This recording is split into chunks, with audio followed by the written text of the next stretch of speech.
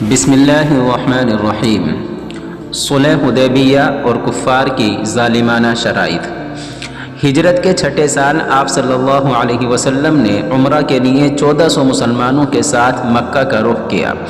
مکہ میں قدیم روایت کے مطابق عمرہ سے کسی کو روکا نہیں جاتا تھا، اس لیے مسلمان احرام باندھ کر مدینہ سے نکلے تاکہ غلط فہمی پیدا نہ ہو۔ پھر بھی اہل مکہ کی طرف سے رکاوٹ پیدا کر دی گئی۔ آپ صلی اللہ علیہ وسلم چونکہ امن چاہتے تھے، اس لیے آپ صلی اللہ علیہ وسلم نے اہل مکہ کی شرطوں پر معاہدہ کر لیا۔ شرطیں یہ تھیں: نمبر 1، مسلمان اس سال واپس چلے جائیں۔ نمبر 2، آئندہ سال صرف 3 دنوں کے لیے آئیں اور عمرہ کر لیں۔ اس موقع پر ان کے پاس تلوار کے علاوہ کوئی اور ہتھیار نہ ہو۔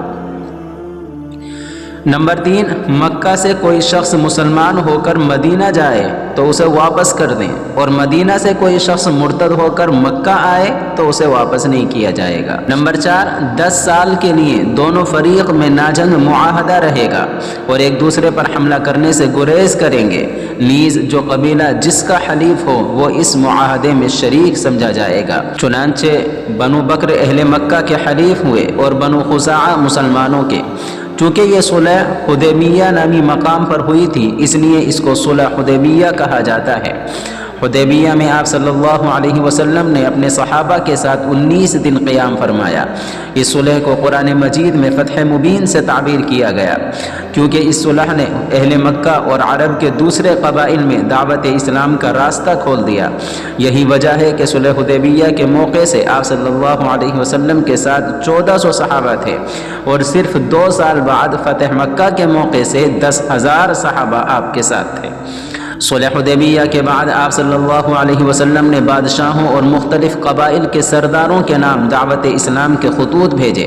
یہ خطوط نہ صرف اہل عرب کے قرب و جوار کے حکمرانوں قیصر و کسریٰ، نجاشی وغیرہ تک پہنچے، بلکہ شاہ چین تک بھی آپ نے مکتوب دعوت بھیجا، اور ان کوششوں سے جزیرۃ العرب کے بہت سے قبائل نے اسلام قبول کیا۔ خود حبش کے بادشاہ نجاشی بھی مشرف باسلام ہوئے۔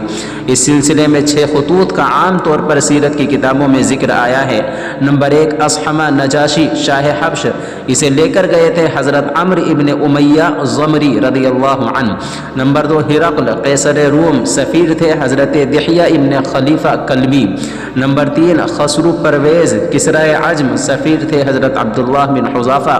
نمبر 4، جریح ابن متہ مقوقس عزیز مصر، سفیر تھے حضرت حاطب بن بلتعہ۔ نمبر 5، حارث ابن ابی شمر غسانی شاہ دمشق، سفیر حضرت شجاع بن وہب اسدی۔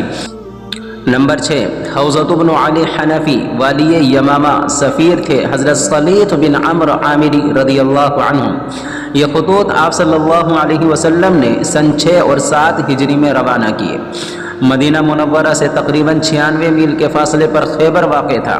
اس شہر میں بہت سے قلعے قدیم زمانے سے بنے ہوئے تھے، جس میں یہودیوں کے مختلف خاندان آباد تھے جو یہودی مدینہ سے جلا وطن کیے گئے۔ ان میں سے بھی بہت سارے لوگ یہیں آ کر مقیم ہو گئے۔ وہ مدینہ کے شمال مشرق میں واقع مشہور جنگجو قبیلہ بنو غطفان کے ساتھ مل کر مدینہ پر حملہ کے لیے کوشاں تھے۔